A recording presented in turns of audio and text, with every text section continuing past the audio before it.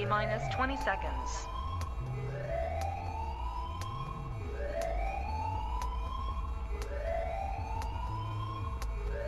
10, 9, 8, 7, 6, 5, 4, 3, 2, 1, 0.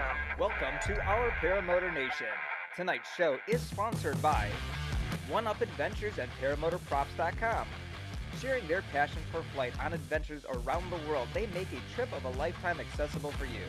They are a supplier of carbon fiber propellers in the U.S. at extremely low prices and have become a leader in the country for getting tandem training and helping you to obtain your tandem exemption. Wisconsin Flight Sports makes it affordable and accessible for you to get your paramotor training in a safe way.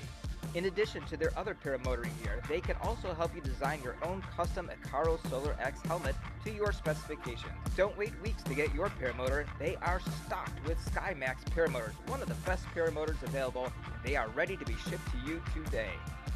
Check out Paraswag USA, your complete powered paragliding gear source, providing you with the new extremely light and extremely affordable Rebel 2 RS paramotor from Evo Aviation, as well as other gear and accessories. Everything you need to get started in powered paragliding. Located just outside of Lansing, Michigan, Fly My PPG is a USPPA ASC certified paramotor training facility offering a full-service paramotor training experience with 3 on-site instructors and class sizes limited to 6 students, all on a beautiful private 90-acre airport. Fly My PPG offers on-site lodging and RV camping. Space is limited, so don't wait to make your reservation. Contact Mike Cotter or Justin Fox. Celebrating their 10th anniversary, the team at Fly PPG Discovered Powered Paragliding has helped people from all around the world to get into our great sport. They are the Midwest importer and distributor of adventure paramotors, trikes, and wings. They offer tandem flights and a 7-day training certification program. Come out to their 48-acre farm in Fowler, Illinois, and see why it is called the Field of Dreams. Take the next big step in your paramotor training at Skylab Paramotor SIV. Here, paramotor pilots of all skill levels will learn collapse recovery and advanced maneuvers. Top-of-the-line advanced instruction in the safest environment possible with a full line of rental gear. PPG Smoke. From paramotor float systems to chase cameras to paramotor smoke to strobe systems, PPG Smoke has much more of what you need to take your paramotoring adventures to the next level. Visit their website at ppgsmoke.com. Aviator Paramotor is a cornerstone for paramotor training while offering its students some of the top paramotoring equipment. With 2 locations in beautiful Florida, class availability has never been more convenient. Light up the skies with PPG lights and make one heck of an impression with countless patterns and colors on your paramotor. No aircraft can miss seeing you when you are flying at twilight with PPG lights. With raving reviews, Lone Star Paramotor has become one of the most sought-out paramotor schools in the South near San Antonio, Texas, offering foot launching and trike training classes and much more. They are a USPPA certified flight school. Wicked Wings logo can help you have a one-of-a-kind custom glider with one or multiple colors. Get all the information you need to order your logo today on the Our Paramotor Nation website. That's www.ourparamotornation.com. And while you're there, check out Our Paramotor Nation's upcoming shows, watch our past shows, visit all of our sponsors, and find out much more. And now, let's get started with Our Paramotor Nation. What is up, everybody? Welcome to Our Paramotor Nation special edition, 6 o'clock tonight. We've got Amelia Plak joining us from Spain. Ozone, she is in the house. I've got my buddy John Ripman riding there as well as Dave Ruff is joining us. We also have 2 special co-hosts, if you will. They are both Ozone pilots. Am I saying that right? I said that wrong, didn't I? Come on in, Kyle Mooney and Leah Catullo. Ozone team pilots. Amelia, you can come in as well. Hi, everybody. Hi, Leah. Welcome, everyone. Hello. Hello. Kyle's going to try to get in. Kyle is out in Arizona right now with the Resurgence group out there. And so he's got spotty internet. So hopefully he'll be in here in a second. Couple quick things I need to wrap up here, though. First of all, if you didn't notice, we have a brand new sponsor to the show. We want to welcome PPG Smoke, Ryan Roberts. We're very excited to have him here. He's going to be, he said he's going to be sending some stuff away to us to give away on the show. So we really appreciate that. And thank you, Ryan. A couple other quick announcements as well. In regards to two separate fly-ins, the Swanee fly-in, which was supposed to be this coming week, has been postponed because of the weather. It's now going to be on the 19th through the 22nd. So if you were planning to go to that, make sure you adjust your schedules accordingly. Also, brand new announcement. I was saying the dates, I think the other night on Friday nights after dark for the Bad Apples fly-in, but I was actually wrong. The official dates now for Bad Apples fly-in in 2021 is May 13th through May 16th. So mark your calendars now. Next week's show is going to be back at 9 o'clock, and Mitch G is going to be joining us. So we're excited to have Mitch G. And then last but not least, one other quick announcement here as I'm going to try to share my screen again. Bear with me 1 second. Uh-oh, that's the wrong thing. I think I hit the wrong button. Let's see if I can do it like this. There, we can do it like this. We had a vote on who is the winner last week for the Para debate between the president, Jeff Goyen, and the godfather, Eric DeFore. And as you can see, just like in American fashion, holy cow, we got a tie. 28 people voted, 14-14. Are you kidding? So just like any other vote, this is under dispute. What do you know? We're living in America, guys. Living in America. All right. I think that's it on the announcements. That's pretty quick. So there you go. Amelia is here. We're so excited. Amelia was supposed to be on, but for technical difficulties, we'll go with that. Technical difficulty. We got to postpone it to tonight. So, Amelia, what is your official title with Ozone? My official title with Ozone, I'm General Manager of Ozone Power. So she's pretty much overseeing everything that there is about ozone outside of the manufacturing, I bet, right? I'm overseeing in Ozone all departments related to paramotor products. Okay. So this includes product development, marketing, and sales, and of course, manufacturing part is just setting products to production, working on prototypes and setting production. Okay. So one thing I want to say right off the bat, one thing that I try to do on our Paramotor Nation is not repeat other interviews. There's a couple other shows out there. And just a couple months ago, Amelia did a show called the Paramotor Podcast. And I know we were talking about this. It wasn't the best experience for her, but she did say she was very, very impressed with the host of Paramotor Podcast. And that, of course, is Clint Shamalis. And Clint does do a great job on the podcast, and he's fantastic. And then he's got that producer of I think What's his name is Vela.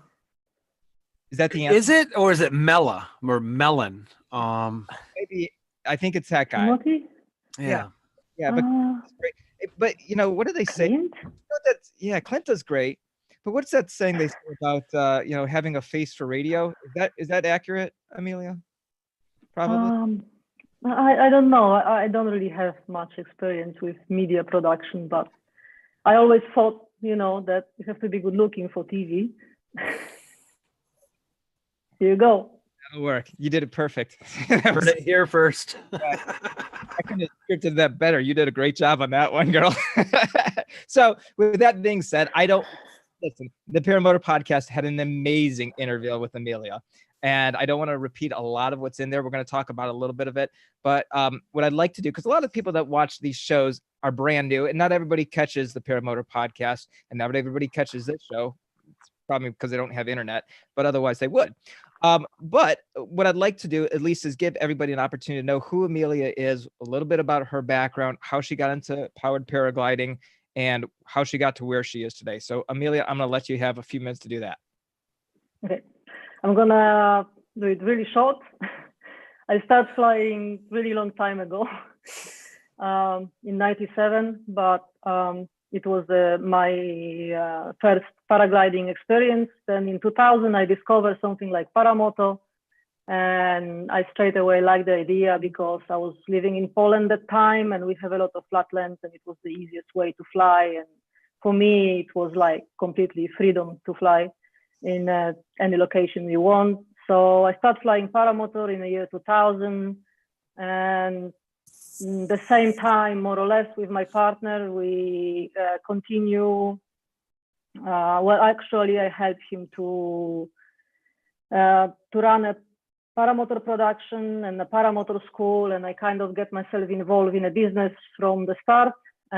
We also traveled to international competition, which was the time Water Games and pre-Water Games, and then any other international event. That's how I get to know everyone in the sport very long time ago, and everyone get to know me. The scene was even smaller than it is now. The paramotor community is kind of small. I think it's a very niche sport, but that time, nearly 20 years ago, it was even smaller. So we all knew each other. And so I was running a paramotor business already since the year 2000. And then in the year 2005, I think I did my instructor license and start as well slowly thinking about participating in competition myself as a pilot. And so I was competing from like 2007. I think I did my first international competition. It was the European Championships. And I competed until 2013. 2012 was the first time when I got a Female World Champion title. It was the first year it was official title. World heavyweight champion of powered paragliding. You're the Hulk Hogan of powered paragliding. Well, I don't know. But you, I mean, you I don't know about that. But so I would define you as pretty much the biggest badass in the world because of your background. I mean, you started off on motorcycles, right? Before PBG, it was motorcycles, right? Yeah, actually, it's true that my big passion was motorcycles, and it was, I think the same year as I started flying, 97, 95, 96, I had my first motorbike. And actually, when I was doing paragliding course in the south of Poland, I was traveling there 9 hours on my motorcycle, which was not very fast and not very good, but my first own. And so it's true that probably I have this kind of passion for the motors, and that's why I was never scared of starting paramotoring. For me, the engines was something familiar and not scary and not that noisy, and something would just give me similar freedom of movement as the motorcycle. So I see a little bit of association here. So you started teaching as well. How long were you teaching in the school? Actually, I only started teaching in my own school since from around 2005 till 2010 for 5 years. Okay. Before I was just assisting. We didn't run a big school, and we actually gave up teaching and taking care more about paramotor production and selling equipment and traveling. But yeah. I was running later on my own school from 2005, 2010, also in Poland. And yeah, it was around 4 or 5 years of teaching. It was actually nearly my main income. Okay. Now I have this experience as well, yes. Now, Ozone isn't actually the first glider company you worked for. What was the first one? No, so I was running my own business till 2010, and in the year 2010, I was offered a job as a general manager or sales manager or whatever my position was in Paramania, and I was working there for 1.5 years, and I gave up at some point after 1.5 years, and half a year later, I will start working for Ozone. What was the appeal about? Sorry? What was the appeal for you to switch to Ozone? I always liked Ozone as a brand and the wings. Many of my friends in Poland, because in Poland before, when I was running my own business, I was an importer of Paramania and Swing. So I knew those two brands very well. Like, for example, with Swing, I was working for 10 years. And with Paramania from like 2003, I think, so quite a few years as well. But many of my friends, my close friends were flying Ozone, and they were always telling me, "Oh, Emmy, you should try this wing. They are really, really good wings." And look, they made this new ozone vulcan and we all buy it and it's fantastic. And I said, look, guys, I'm selling something else. At the moment, I'm flying something else, and ozone doesn't have reflex wings yet. So it was really long time ago and very beginning of the reflex wings. And I even once in Kopica went to ozone. It must have been around 2005, I think. And I asked for importership in Poland. And then I never bought the ozone wing actually. I just continue with the wings which I was selling, and Paramania, who was doing a really good reflex wing that time. There was the time of Action GT, and this was the wing what really get popular and next to Dudek. So that was the wing to fly until Ozone came with the Ozone Viper. And my partner at that time, Maturone, was a world champion, and this wing was designed actually especially for him to win competition. It was the big 10 point in the paramotor history. His victory in 2005, and the wing was something completely new and completely different. And I tried this wing, and I really, really liked it. And it was like, thanks to this wing, I really fall in love in ozone. And after finishing my work with Paramania, it was my dream to work with ozone and to fly ozone. So I was already flying ozone. I already had my Viper 18 that time. That's awesome to be able to sell something that you absolutely love. I know that feeling myself. And obviously you love ozone. How do you feel about someone that owns one ozone glider? How do you feel about that person? You mean any person who owns ozone glider? You gotta like a person that owns an ozone glider. They're pretty smart people, right? Right? Yeah. I'm glad that they give it a chance. Yeah, you can't go wrong if you buy ozone wings. There's giving it a chance, and then there's owning two ozones. Raise your hand if you own two ozones right now. Oh, look at that. Nobody likes Ripa much. Wait, Ripa, you're on mute. You're on mute, Ripa. I've had 3 different ozones. I'm waiting for something which will be a question I'm going to ask you in a little while. I want you to ask right now, Ripa. Go ahead. Fire away. So when is the new free ride coming out? This is a difficult question. You have to be in the works we designing are something. we are really having a hard time to improve freeride. It's a great way. How do you make something more perfect? Just saying. Yeah, I don't know. Maybe some of you can give me a clue what we can improve in a freeride. This is actually my question for today to everyone who flies freeride. What would you like to improve? How about just step back the aspect ratio just a tad and maybe get rid of some of the oscillation? Other than that, it's a perfect wing. You just simply need to jump on a Speedster 3. Oh yeah, I'll have to try one. Okay. So there's a question. Maybe Kyle or Leah might want to answer this question. John needs to jump on the Speedster 3, right? How does John go about getting a demo or purchasing one in the United States? As everyone knows, Ozone doesn't sell wings directly. We have our dealer network who takes care of it. In USA, we have many dealers, but our main importer is Aviator PPG, and usually they have demos to try. Kyle, I'm going to mute you because you got someone talking on the back. Okay. Cool.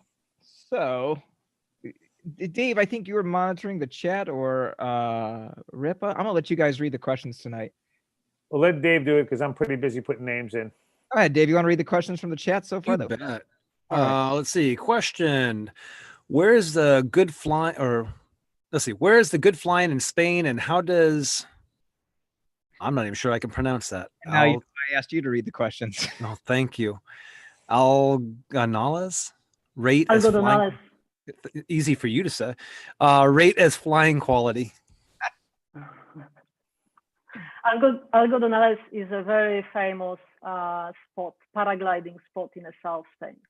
Okay. So that's where many schools are based, and the place to go. This time of the year, we have November, we have full autumn. So in Europe, it starts to be a bit cold, but in South Spain, Algodonales usually works very well at this time of the year.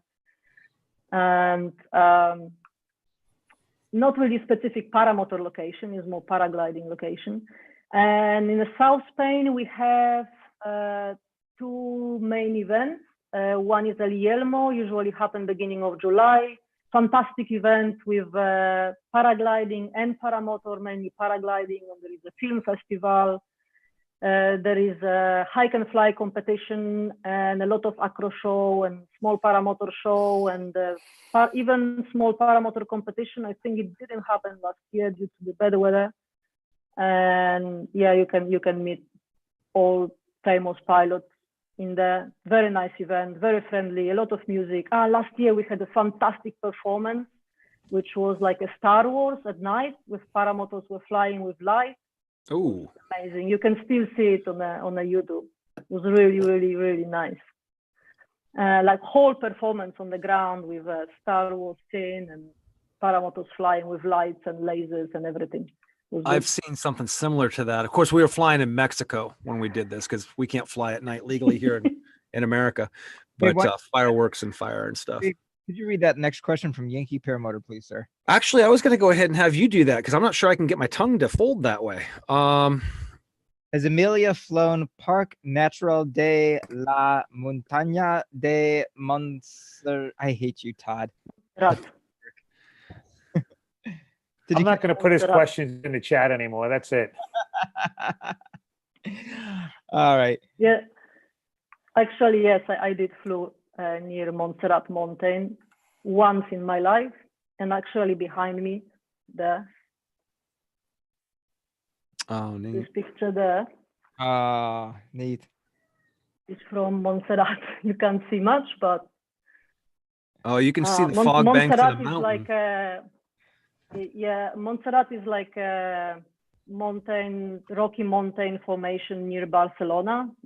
It's really like just one mountain in a nearly flat land, and like something when you land in Barcelona, you will see it. And it's a national park. It's actually really giant mountain, and it looks. I remember when I did maybe 2 or 3 approach to fly there, but it's like each time you fly, and you are still far away from it. So it's really big. And once I managed to get somewhere near the top, and yeah, it's something to see. It's true. Yeah, picture looks beautiful. It's actually beautiful. It's beautiful. Absolutely looks good. David, I got this next one. It's no problem on this next one. Let's see. This comes from Jim. For Amelia, what requirements would someone need who is qualified in the U.S. to fly if they wanted to fly in Spain? In Spain, I think you can just come over and fly in Spain, no problem. Those Canadians. If you have, like, with paramotor flying, it's a little bit a problem because it's good to have, in all countries there is a regulation, but if you want to travel and fly somewhere, it's good to have some kind of license. Something what would say that you have a rating, that you have learned paramotor, that you have some kind of level of skills. In paragliding, this is a requirement, it's must have. In paramotor, is something good to have in case of trouble. Mm-hmm. Mm-hmm. So I got a question for you. There's 2 people that are sitting here looking at us. They are both Ozone Team pilots. What is an Ozone Team pilot? What qualifies someone to be an Ozone Team pilot, and how much does it pay per year? $20 million. Our team is not really a big team. We are very carefully choosing our pilots. It's not only about, like, most of the people would think that being Ozone pilot is winning competition, being world champion, but actually it's not like that. It's not always about the highest skills and trophies you have. It's about being good ambassador of the sport in general. So bringing something to the sport and just being friendly and helping people around you and being able to advise well, not only about ozone wings, but in flying and improving your skills for me, this part is very important. If I invite someone to the team, it means that this person is giving something to the sport, is giving something to the community around, and this is the important part. And then I know that if those pilots go in the countries or even internationally to some events, there are people who can advise in anything you ask about the paramotor, not just Ozone, it's about the paramotoring in general. So they have a knowledge, they have experience, they have skills, and they can share something, they can give something to community.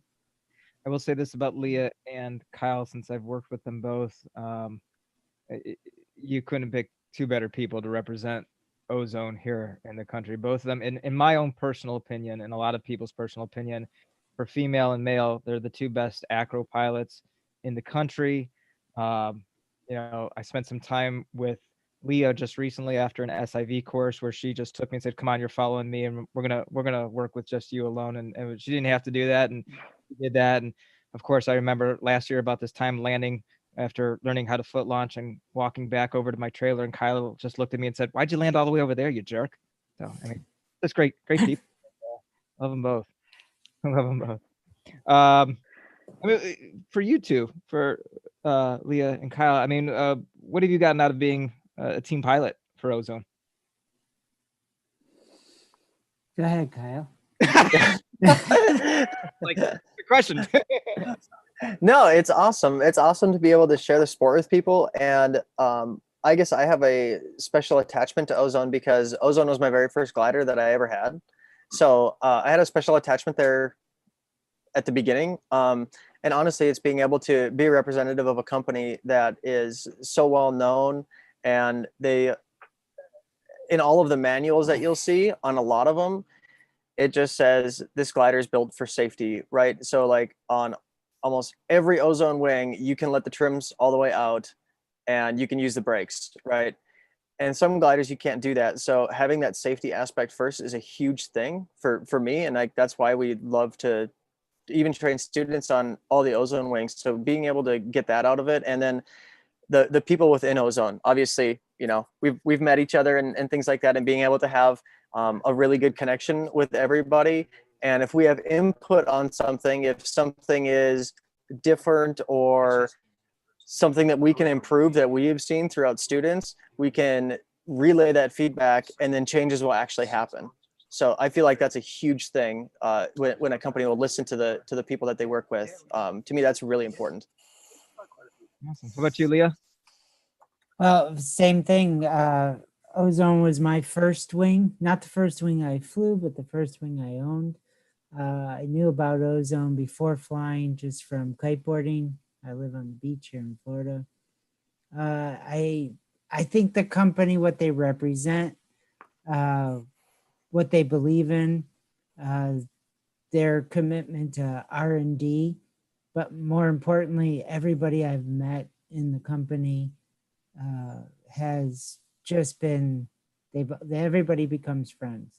We all have pretty much the same love for the sport, and I'm glad to be a part of something such as Ozone. Just like Kyle said, it's so well known. It's kind of it's just an honor. Originally, when I met Em and Matthias, her other half, I didn't even know who he was, and we became friends just hanging out for a few days in Annecy. Had no idea who he was. Little did I know that was all part of the whole Ozone family already. So just like Em says, when you're part of Ozone, we're all kind of a family anyways. I'll tell you, yesterday morning I was flying with my buddies, and my buddy Patrick just got a warp and absolutely loves it. Cutting it up, got a great deal on it, and said, "Dave, you got to get one of these." And I looked at him, I said, "I'm really satisfied with my Spider 3. I don't need to go buying anything right now. I love it. I'm doing great things that I never thought possible because of Leah, because of Kyle and their tutelage with me, and Andy. And I'm in no rush to get anything else because I'm having a great time with my Ozone 3. I feel very safe but yet I feel like I can do things I never thought I could do with a glider. So I'm excited about doing that. And now I have a triox as well, 38-meter triox. And I think it was Mark H just asked this question, and I wanted to know this question too. Why on the triox do you have all red lines and then just yellow lines for the brakes? Why aren't they like the Spider where there's different colors for each line or each risers? There are different lines, there are different type of material, and this type of lines we choose. I don't know if you noticed, but they are unsheathed lines. Mm-hmm. But we choose these lines for its strength. They are the strongest lines you can get. And it wouldn't be my choice because unsheathed lines, they tangle a little bit more and can be a little bit more annoying, but we choose it for the strength. And it's simply, we don't use this line in any other product. Such a big lines, and we just don't have whole colors. Yeah. I mean, it's a heavy glider, but I feel very, very safe with it. Very safe for me and my passenger. Great. So, Leah had mentioned research and development, and I know there's a lot of R&D that goes into ozone. And some people may even, I'm a strong advocate and believer that you get what you pay for. And some people might say, yeah, I'm looking at ozone, and it's a wing is a wing, isn't it? And why are they maybe a little bit more money than other wings? What goes into the research and development that makes it worth every penny? Well, I think Ozone design team is quite known as one of the leaders of the wing development in general. I mean, you can easily read about Ozone history in the paragliding competition and how much innovation is there since many years. That the guys who design the wings, Dave and Luke, they work together for more than 10 years. If not even longer, and they just, they have one of the most experience in the wing design and bringing up to the paragliding design features like the most known shark nose, which is actually open patent for everyone to use. It's something what takes time and the knowledge and years of trying things and developing things, and it's wing design is never simple. There is a limited things you can do on a computer and calculations, aerodynamics, and you can have tons of knowledge, but then you have to produce prototype, which is also expensive to produce a prototype, because as you know, this is something what you nearly have to stitch by hand because it's just one of the kind, and then all of this, when you test it in practice, you might have completely different results what you expect. So some things work, something doesn't work. So this actually takes tons of time. This takes years to actually invent something new and to try something new and new ideas. This is all, if you want to push sport forward and wing development forward, this is years of experience. This is years of work. This is not something what happened from one day to another. This is not what most of the people think, that we just change, I don't know, 3 little details and we have a new model. It doesn't happen like that. It just doesn't work like that. Every designer knows that. It's just, it's a lot of work. It's really a lot of work. If you want to have a wing like freeride who fly fast and stable and it has ton of efficiency in a turn, and this doesn't happen from 1 week to another. It's usually like 2 years of us developing and testing prototypes and different solutions. So this, yeah, it's just, this is a cost as well. This is a cost. I don't know really how much, I don't want to compare Ozone to any other brand, because I'm sure that in big brands like Gene and the brands with a lot of history and Advance and Nova, I'm sure their design team work in the same way. So I forgot what I was going to say. What makes the wings more and more expensive is also that pilots require to have more efficiency and more speed and a lot of different things, but you don't realize that to achieve all these goals, the wing structure, the wing, how it's built, it starts to become, it's more and more complicated. It's more and more little elements stitched all together. So, and that's why it's become more and more expensive, because it takes twice more time to stitch all these little elements. That's why the high performance wings like Enzo and they cost so much money, because actually on those wings we have the less margin, because actually it's a high cost to produce a wing like that. It's hours and days of stitching and cutting all these small elements, and that's why, and that's where we are going. The wing construction is more and more complex. It's like only 5 years ago, the cost of building a glider was half of what we have now, just to give you an idea. Yeah. And it really become very complex. So the wings, like when we switch, for example, now from the comparing Speedster 2s to Speedster 3, because we making a Speedster 3, we incorporate everything what we learn in Viper 4 and in the free ride, which is all these little details which are inside the wing is now incorporated in a Speedster. And now comparing Speedster 2 and Speedster 3 is much more complex wing. So pause there for a second, because I want to go to, that's going to lead me into my next question. There's two different types of pilots looking at wings. Is the pilots who says, I have to go buy my first glider. And there's the pilot who says, I need to get my next glider.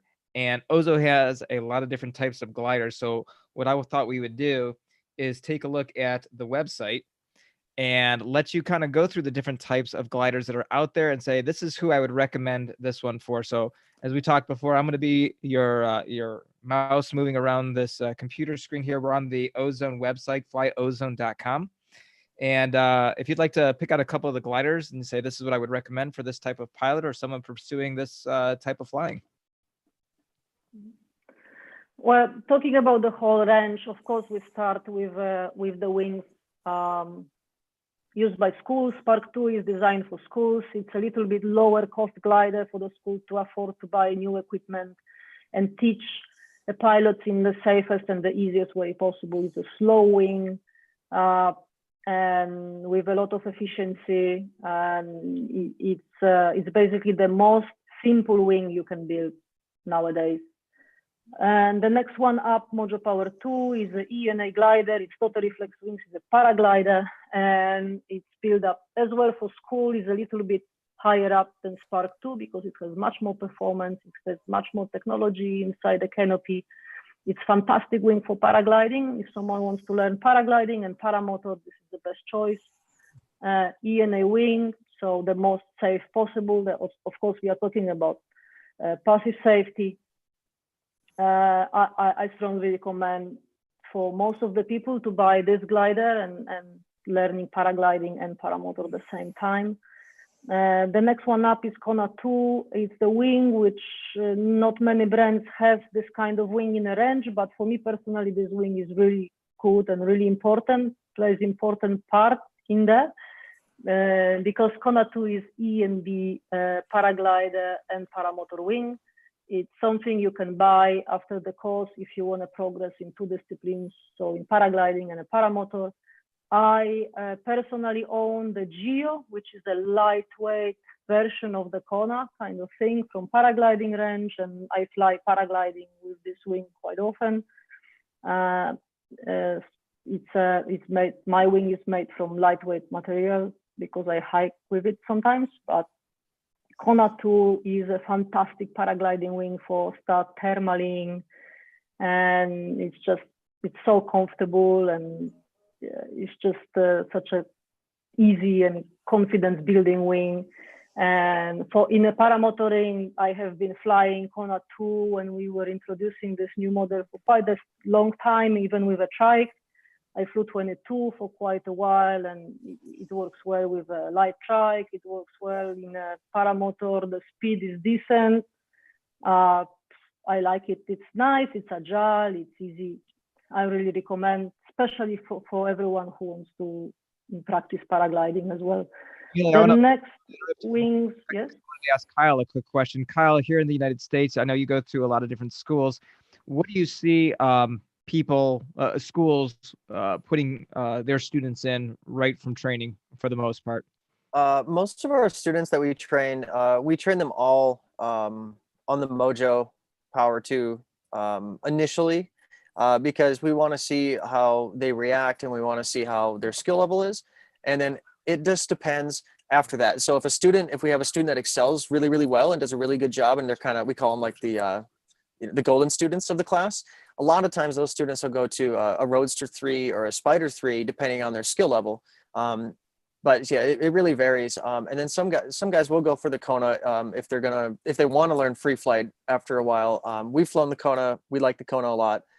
It just depends on that particular student. But for the most part, we'd never put anybody past a Spider after training. But that's a great one to go to, especially you get the young guys who learn really quickly and they want something because they plan to advance. It just depends on what they're looking to do. So yeah, to be honest, the Mojo is what we train them all on, and generally we fly them on something that's a little bit bigger to start with. So say they're good for like a Mojo medium, we might fly them on a large for their first flight if they have a tough time with sitting down, just to have that little extra leeway there.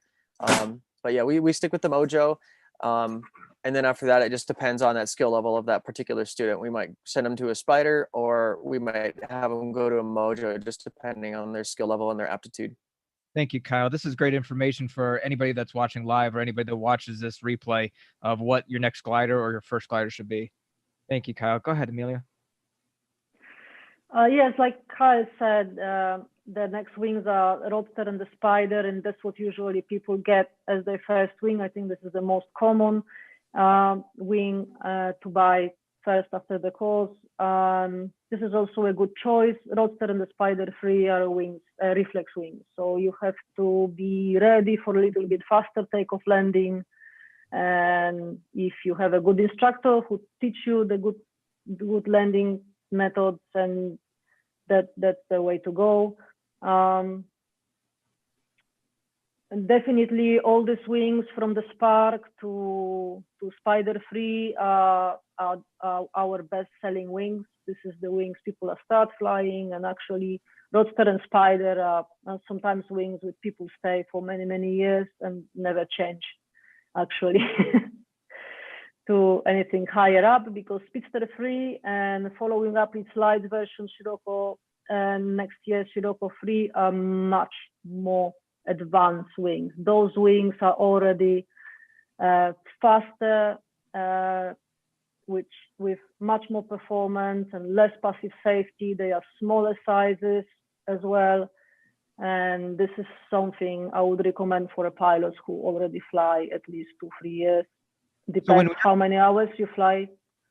When you're talking advanced in competition, obviously it's faster, obviously it's smaller, but are you also saying smaller brake inputs and the thing takes off into the direction you're asking it to go? Yes, of course. They are more precise, less forgiving for mistakes. Yeah, of course, everything goes with it. It's Speedster 3 is trimmed to be E and C category. So it's less passive safety in it. You have to know what you're doing flying those wings. Definitely. Okay. And then of course, the next wings higher up are the Freeride. Freeride was designed specifically for slalom competition. It's fun and dynamic wing to fly. I know many Kyle and Leah fly and do some acro maneuvers on this wing, as well as other Ozone team pilots. But this is an advanced wing. This is a small size, really fast, really sensitive. And if you choose this kind of wing, it means you like low-level dynamic flying. Many pilots, like we had before, are saying, okay, what about the oscillations? I think oscillations comes always with the wing, with the characteristics like a freeride. Why? Because freeride is designed for slalom competition, and in slalom competition, the pilots change direction very quickly. They need to be able to switch from left to right hand and to to help them do that, we increase the arc on the wing, and because of this arc, the wing has this effect of oscillation. This is actually for every slalom wing, it will be the same. In one a little bit more, in one a little bit less, because it also depends on your hang points and on the load very much. The heavier loaded wing will have more oscillation, but if we get rid of oscillation, it means that the wing will be not fast enough in the slalom as we want it to be. The same is for the Viper 4, because Viper 4 was designed before the freeride, and it was used in a slalom competition before the freeride came out, and it has this kind of the same effect. We are hoping the Viper 5 will have a little bit less, because Viper 5 will be more classic competition orientated and cross country and high performance. These two type of wings are recommended only for pilots who fly at least 100 hours a year, frequently, all the time, fly for many years and have tons of experience. I never recommend to jump too fast from the Spider or Roadster direct to freeride. It's not a wing for everyone. It's a competition wing. It's an advanced wing, and you don't need this kind of wing if you don't do any advanced maneuvers really. If you don't fly competition, or sometimes the pilots who fly paragliding for a long time, there's a lot of paragliding experience, they choose the Viper 4 of the previous Viper wings, and they like it a lot because it's true, it has it's a high performance profile and flies in thermals really well, and they have the better feeling with the wing. They know how to control it, they know how to react, they know when the wing is behaving a little bit too risky in a turbulence or whatever is going to happen. They know how to prevent how to prevent collapses to happen, and what to do if they actually occur during the flight. But I'm saying again, those are advanced wings for advanced pilots, and there is if someone is not ready for that, I strongly recommend the Speedster 3, which is much more calmer, still advanced wing. So I have a question for Leah, and there's been an argument made that you don't need to go jump right into your next glider. There's so much more length out of the glider that you have, and there's so much more things you can do. Don't be jumping from glider to glider every year. Sorry, Ripa, but there's that argument that gets made. So I have two questions for Leah. First question is, Leah, what is the spiciest Ozone glider that you fly? Free ride. Free ride. Okay. Second question, Leah, when I was with you at the SIV, you took my Spider 3 up for a ride. What do you feel like? Did you feel like there's anything, or what I should say, what, if anything, did you feel like you couldn't do with the Spider 3 that you did with the free ride? I can do everything with the Spider 3 that I can do with the free ride. It just takes a little more conservation of energy, better timing. So if I get a free ride tomorrow, is that going to make me a better pilot than my Spider 3 is today? No. It's definitely just, not. you got to advance into it, right? You got to, as Amelia is saying, you got to put more time in and hone in on those skills and get yourself become a better pilot. I can fly a Mojo sideways. I can fly a Mojo upside down. You can sat Mojos. You can just do about anything you want. It's just not, you have to learn better skills in order to manage the energy and gain the energy on those gliders, those are the skills you need to fly more dynamic gliders anyways. Kyle, I guarantee will agree. Yeah, there's a lot of times when a lot of people want to jump up really quickly, and you can do, I mean, I've tried to heli the Mojo, it works. But it, just because it works, everyone wants to jump up really, really quickly, mainly because, they see somebody flying that glider, and they just want that quicker response time. Well, it's the difference of, you're driving the minivan and then you're going to a Ferrari. You don't just put your kid in a Ferrari right away and expect them to be okay. And yeah, like Leah said, you can do all of those maneuvers that you can on a free ride. On a Mojo, it's just going to take effort, and the mojo will self-correct for you. If you take a collapse on a free ride because you're not doing it right, it's going to be much more aggressive, much more dangerous. And on a mojo, it'll just self-correct for you. That's why when someone wants to learn more aerobatic maneuvers, like if they want to start wing overs, we'll put them on a mojo because they might take an asymmetric collapse or a wingtip comes in and it's still safe. But we're teaching them and they're learning correctly, and it's just those building blocks. And people hate to hear that, but it takes time. Like there's no quick way to get better other than flying. There's no perfect serum I can give you to, all the training you can get, you still need time under the glider. So you want to be as good as Kyle Mooney, you got to get up early every morning religiously like Kyle Mooney does and fly and practice and hone in other skills, because I've seen you do it.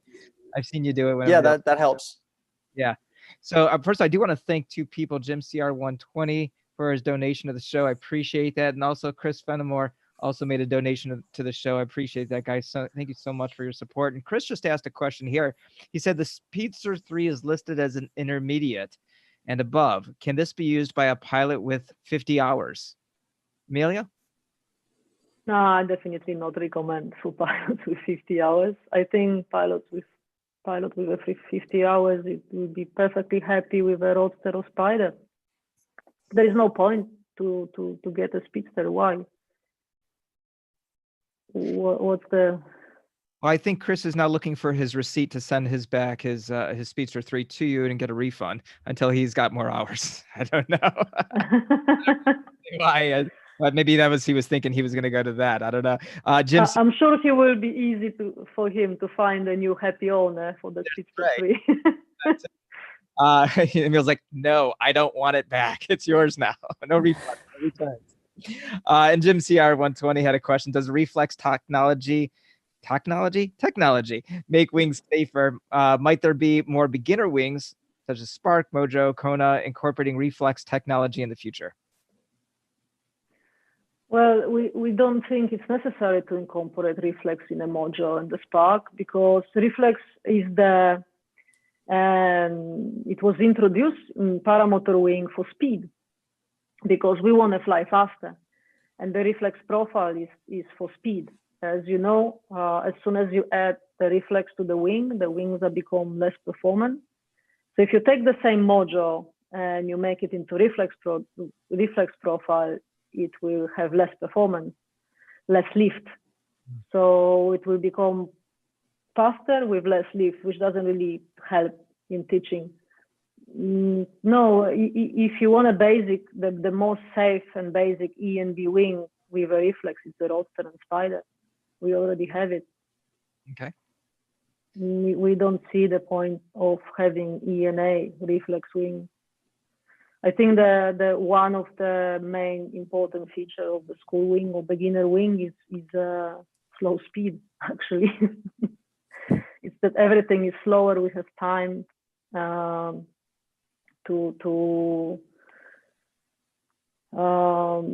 learn all the process of the takeoff. When everything is slower, it's just easier. Kyle, did you have a question you wanted to ask? Yeah, so I guess we get this question a lot, and people are always wondering, can you free fly? And I mean, I know the answer to this, but it's nice for people to know. Can they free fly a Roadster or a Spider if they want to? Say they wanted to, not as their main free flight wing, but are they free flyable? Can you take them and go free fly with them? I just a lot of people ask those questions, and maybe coming from you, it might be a little bit more better answer. I'm actually getting many emails with the same question. So I know it's a very common question, and I'm each time a little bit surprised that we are constantly, I'm constantly asked this question, because you can paraglide any wing you want. Every wing will fly in paragliding. There is no reason it won't. Yeah. And this is one answer. And the second answer, just to make it even a little bit more clear and simple, is that wings like Roadster and the Spider are EN certified. EN certification is a paragliding certification. So there is nothing to do with a motor flying. So which means that this glider was flown by the test pilot from the company who certified wing in paragliding, and did all the maneuvers, whatever is required in this certification system in paragliding. So yes, you can fly these wings in paragliding. This rating they have, E and A, E and B, in case of roadster, because we are talking about reflex wings, this is a paragliding rating. So yes, you can fly paragliding with any wing you want, with a roadster Spider. What I usually ask is the difference between the Kona and the roadster. So the answer is always the same. Kona has no reflex, roadster is with reflex. Both wings are E and B. So both wings are the same category of the wings, but they will fly differently because Kona is a paragliding profile. So comparing to the roadster, it will be slower with more performance, which means that if you want to fly paragliding with a Kona, and you are a beginner pilot, you don't have that much experience, or maybe the conditions are a little bit weak, it will be easier for you to stay up. Roadster 3 will be always a little bit faster, and faster during the takeoff on a paragliding slope, during the landing, and in flight. And it will have a less performance than the Kona, which means it will be more difficult to stay up in a thermals, in a weak conditions. And you will have to work a little bit more, or in a strong conditions, on the other hand, with a stronger wind, it will have more penetration against the wind. So for example, for soaring flying, the reflex wings are fantastic, because they just cope with a strong wind much better.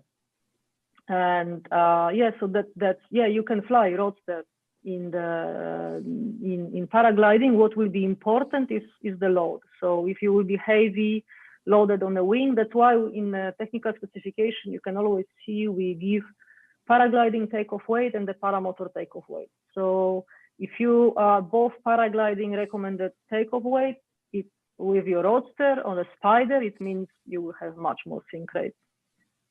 Amelia, we are almost at the top. Oh, sorry, Kyle, did you have another follow-up? No, I wanted to make sure that question was asked, because we get that a lot. And when we went on an adventure trip to Italy, we went free flying, and one of the guys with us had a Spider, and from that experience, he did amazing. He took off of the mountain, and we're at 4,000 feet, and I'm on a 17-meter acro glider, and he's going faster than me on a 28-meter glider. And the glider did amazing. I mean, it was perfect. He enjoyed every minute of it, and he was glad that he had that glider, because he was able to use it for both of those things. So I just wanted that to get asked, because I know a lot of people in the community wonder that a lot. So I just wanted them to hear it from Amelia as well. Awesome. We are almost at the top of the hour, and this means for everybody watching, it's almost 1 a.m. in Spain for Amelia, and it's time for coffee. I have 2 more questions I'm going to ask from the chat of you. We have to spin a wheel. We've got a couple prizes. Because I've gotten a couple Ozone gliders, I've got a bunch of stickers, and I got one little bottle opener here too. I've got my own all over my trailer already, so I've got some extras here, about 5 or 6 stickers. We got 2 different sets. One person will get, the first person will get the bottle opener from Ozone. So thank you. Hey, you can get your own if you buy a glider. What a great deal. Right, Amelia? So we're going to get to that in a second. Let me ask the first 2 questions. We'll spin the wheel, and then we'll get into our after show. Amelia, you can be able to say a little bit for the after show? Yeah, of course. Yeah. So if you got other questions, you can jump in the after show as well. Leah, I'll send you a sticker if you really need one. Mark H, thank you so much for the donation I saw you just made. I appreciate that, buddy. Okay, 2 other questions that we had here. One comes from James Robinson, and he says, what is a popular glider for a light trike after someone has 75 or 100 hours? It all depends on the takeoff weight. What is the takeoff weight on a trike? Is it a single trike or tandem trike? Because if you are talking about a single light trike, you just can take any solo glider. Doesn't matter. So roadster, Spider, Speedster. I don't recommend that much freeride and the Viper for the trikes, the high performance wings, unless you have a low hang point, because those wings has a longer risers. because there's PK system in there, and this requires a little bit longer rises, and it's really difficult to reach. The pilots fly it with the trikes too, but I always say better get something more simple. And if it's a tandem trike, it's always a triox the best. Tracks, yeah. So all depends on the takeoff weight. This is the key point. Actually, I have two questions. So I have my own personal question I'm going to ask. But Sky Flying Sean asked this. He says, "Is there a reason Ozone will not post glide ratios and speeds of their wings?" Yeah, of course there is a reason, because it's impossible to measure. Okay. The glide ratio and the speed is two things which are really difficult to measure, because it depends on so many factors that any number we provide, it can be questioned easy. Right. So I don't see much point of doing that. First of all, of course, the load. It depends on the load. Every 5 kilo already make a difference. Sea level, humidity, device you measure with, the speed especially, and it's really hard to measure and precisely, and as well, even geometry of your frame can affect the speed and performance. It depends on the angle of your motor. We all know it from competition, how we set up the motors to go faster or to get more performance. Well, we know it as a competition pilot. You might not know it, but the geometry of the frame is actually also influencing the speed quite a lot. So that's why we don't give any numbers, because yeah, something like glide ratio you can measure in paragliding, maybe easier, but in a paramotor, it's just too many outside factors to influence the result. I kind of see the point of giving those numbers just to show you the difference between the glider models within the ozone range.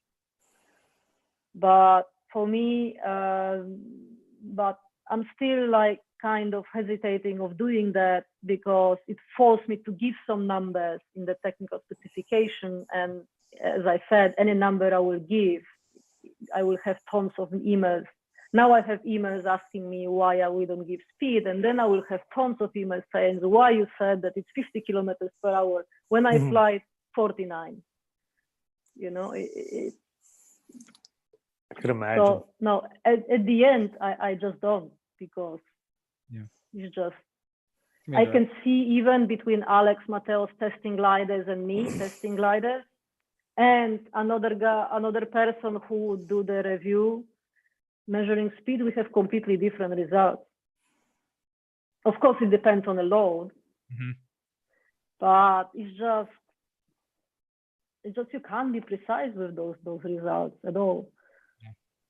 I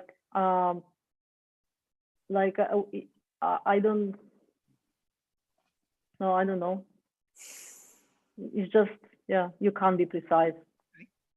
All right, last question for you, then we're gonna get to this wheel. There's this thing called COVID-19 that, just rocked our worlds in so many different ways. And as a result, a lot of manufacturers got backed up, causing delays in production and delivery time. And I waited a couple months to get my triox. What are the delivery time? I understand Ozone's catching up or has caught up. Where's Ozone now in production and turn time and expected delivery time of a glider? We are actually back in nearly normal production time. So for the moment, you will be waiting for the Roadster 3 and the Speedster 3 around 38 days, production days plus shipping, which is more or less what we normally have. Sometimes in the winter time, so our winter time in December, we go down to 30, 24 in the best case. But this is more or less, we think we are back to normal. Some other wings, like I think the Triox 2 and the Mojo Power are a little bit slower. It's like around 54 days at the moment, I think. But yeah, this year has been really strange. And I think it was very hard for any business. But for paragliding business, I think it was weird for For Ozone, definitely, and for any other brand, nobody really knew what to expect and how to react and what to do. It was a little bit a scary moment because it's like from one week to another, everything, all the life was frozen, at least in Europe. And it was, and everyone was a kind of shock because we couldn't go flying. It's like, okay, we can't go flying. So I know there was a lot I think there was this moment of scary moment early March. But then after this ended, and this ended quite fast, at least for Ozone, we had like a big boom. Like everyone suddenly wants a new glider. Like everyone would wake up, okay, I couldn't go flying for 2 weeks. Now I want to go flying now with a new glider, and I want to get it tomorrow. So here is my money. Give me the glider. So it was something like that. So what happened? We had, as soon as maybe from April, we start having orders building up to the point that we had twice in a week, because we compare it weekly to the previous year. We had twice more orders than we normally have.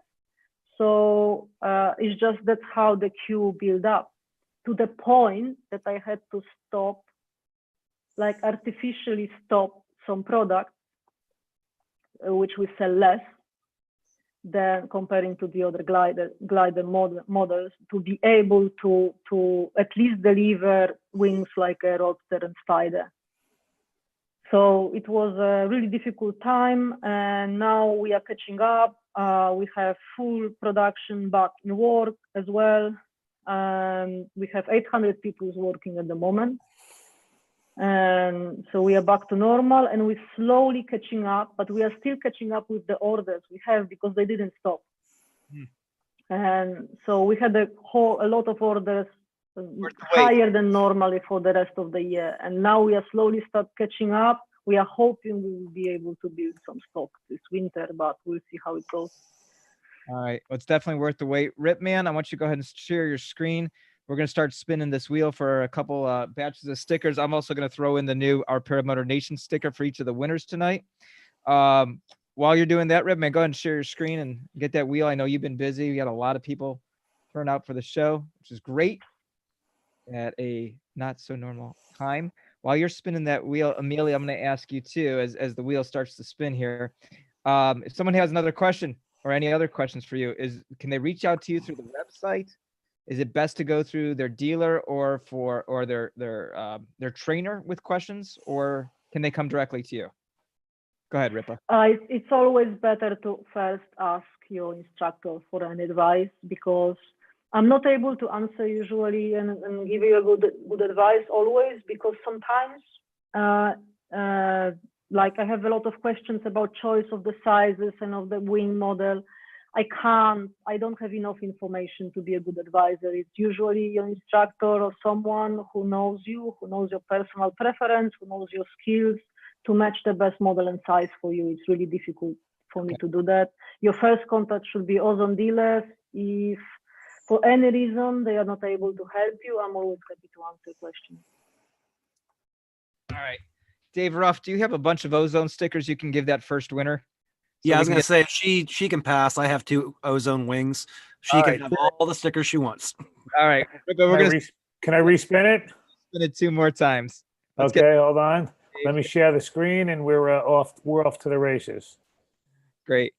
So, by the way, this coming Friday night, we have After Dark on Trike Flyers channel. Make sure you tune in for that. We had a fun chat this past. Okay, here we go. 36 entries. All right, do it. Sorry, Sarah. You'll still get stickers. Oh yeah, she'll get stickers here in about 10 minutes. Am I on the list? I don't see my name on the list. All right. Oh, what is this? J.O. Paramotor. Congratulations. Make sure you send me an email at paramotorcrazy@gmail.com with your address, and I'll get these sent out to you. And Mr. Ripa, if you can go ahead and spin it one more time. JR, please let me know that you're still in the chat, that you're here, so we can go ahead and claim your prize. I'll send you some stickers, Kyle. Don't worry. All right. Here, Kyle, I've got this. Oh, thanks. Kyle, look, I've got this real tiny little sticker here. I'll hold on to this for you till the next time I see you. I have a few. What are you doing, Ripa? 30 Sorry, ready? Here we go. 30-second spin time. I was just boosting it up. All right. 10 seconds was too quick. By the way, early congratulations to one of our consistent watchers, Jim CR120, who will be starting finally Woohoo! next week. Congrats, or this at the end of this. Oh. Oh, he's a jerk. Who is it? Bill or Chris? Looks Chris. like Chris, who just made a donation to the see what happens? Karma. All right. Congratulations, Chris. Congratulations, Chris. Go ahead and send me an email, paramotorcrazy@gmail.com. Amelia, I'm going to give you the last word. Is there anything else you wanted to say that we haven't said about Ozone that you'd like everybody to know? Not really. I'm happy to answer questions because otherwise I can just keep talking. But we appreciate you being here. And Kyle and Leah, thank you guys for joining us as well tonight. We really appreciate that. Of course. What we're going to do is we're going to go into the after show. And the way that we're doing this now is I'm going to play a little outro video, just thanking our sponsors one more time. I'm going to ask everybody here to go ahead and to take your screens off, and I'm going to mute everybody. And we will see everybody next week at 9 o'clock. Amelia, go ahead and turn your screen off and mute yourself. And we'll see everybody at 9 o'clock. Next Saturday, we've got Mitch G, the co-star of the Paramotor Podcast. All right, guys, here we go. Thank you for watching this episode of Our Paramotor Nation. We would like to invite you to stick around for the after show, as the Zoom meeting ID and password will appear in the chat momentarily. Be sure to check out our website and see all of the upcoming shows, links to all of our sponsors' websites, and so much more information for you to use. And again, we'd like to thank our sponsors, Wicked Wings Logos, Lone Star Paramotor, PPG Lights, Aviator Paramotor, PPG Smoke, Skylab SIV, Fly PPG, Fly My PPG, Paraswag, Wisconsin Flight Sports, One Up Adventures, and ParamotorProps.com. And again, thank you for watching the show. We will see you next Sunday night at 9 o'clock Eastern Time for the next episode of Our Paramotor Nation.